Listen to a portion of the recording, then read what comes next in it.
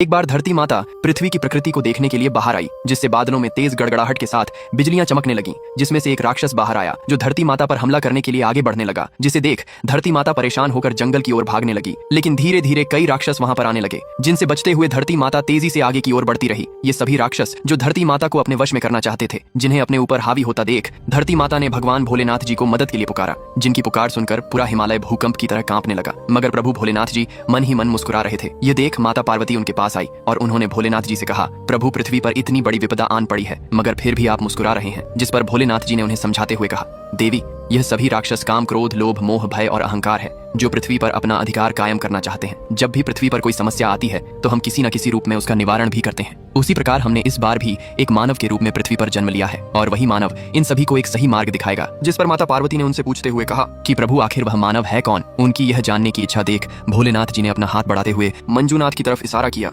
एक बार भोलेनाथ जी पृथ्वी की तरफ इशारा करते हुए माता पार्वती को बताते हैं कि देवी, यही वह मानव है जो सभी को एक नए मार्ग पर ले आएगा, जिसका नाम मंजूनाथ है। पार्वती जी उसे ध्यान से देखने लगी, जो अपने कई साथियों के साथ उस स्थान पर जाता है जहां लोग भगवान भोलेनाथ जी की पूजा कर रहे थे। उस स्थान पर जाकर मंजूनाथ सभी को वहां से भगा देता है और भगवान भोलेनाथ की प्रतिमा के पास बैठकर बोलने लगा, यह कोई भगवान नहीं, सिर्फ एक पत्थर की मूर्ति है जो सब कुछ होता देखते रहते हैं मगर कुछ करते नहीं। इसीलिए हमें अपनी समस्याओं से खुद ही निपटना होगा। यह कहकर वह अपने साथियों के साथ उस स्थान पर जाता है जहाँ कुछ लोग इस लड़की की शादी जबरदस्ती एक बुढ़े के साथ कर रहे थे। मंजूनाथ उस लड़की को बचा लेता है। पृथ्वी का यह दृश्य देख माता भोलेनाथ जी के पास आई और उनसे बोली, प्रभु, ये कैसा मानव है जो आपकी इतनी निंदा करता है, फिर भी आप कुछ नहीं कर रहे? ये सुनकर भोलेनाथ जी ने कहा, हाँ देवी, जो भी उसके मन में आता है वह कह देता है, इसलिए वह जो भी कहता है उससे मुझे परम आनंद मिलता है। जिस पर माता पार्वती ने कहा कि प्रभु, वह तो कहता है कि शिव है ही नहीं। जिस पर भोलेनाथ जी ने माँ पार्वती से कहा कि देवी, शिव नहीं है, इसी वाक्य में ही तो शिव है। वैसे भी अगर मानो तो मैं हूँ और नहीं मानो तो मैं नहीं हूँ। भगवान के प्रति कोई भावना न रखने वाला यह आदमी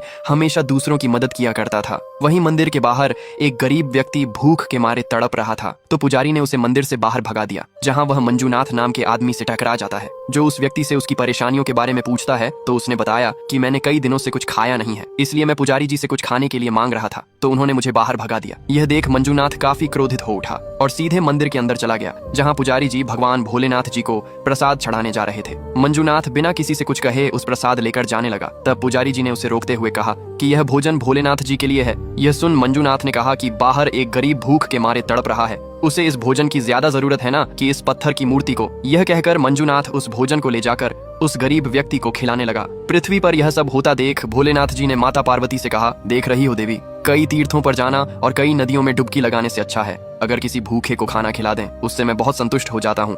अचानक आदमी नीचे धंसने लगा और ब्लैक होल में गिरकर दूसरी दुनिया में पहुंच गया था, पर वहां के लोग उसे अजीब प्राणी समझकर उसे मारने को दौड़ते हैं। आदमी जान बचाकर फिर से अपनी दुनिया में वापस आ गया था, पर उसे कुछ समझ नहीं आ रहा था, इसीलिए वह ये बात डॉक्टर को बताता है। पर अगले ही पल सब कुछ रुक गया था, वह फिर से नीचे धंसने लगा। इस बार वह एक पेड़ के ऊपर निकलता है। सभी लोग उसका अभिवादन कर रहे थे, वे लोग उसे भगवान का दूत समझ रहे थे। वह उसे हवा में उड़ने को कहते हैं। आदमी पेड़ से कूद जाता है, तभी वह नीचे मुंह के बल गिर जाता है। उसने सभी को डांटना शुरू कर दिया। उन्होंने उसे झूठ बोला था कि वह उड़ सकता है। वे लोग उसे बदबूदार फल खिलाने लगते। सभी लोग बहुत खुश थे कि भगवान के दूत उनके बीच आ चुके हैं। उन्होंने उसे मुकुट पहनकर सिंहासन पर बैठा दिया था। तभी आदमी सभी को बताता है वह कोई दूत नहीं है। ये सुनकर वे लोग उसे उल्टा लटका देते हैं।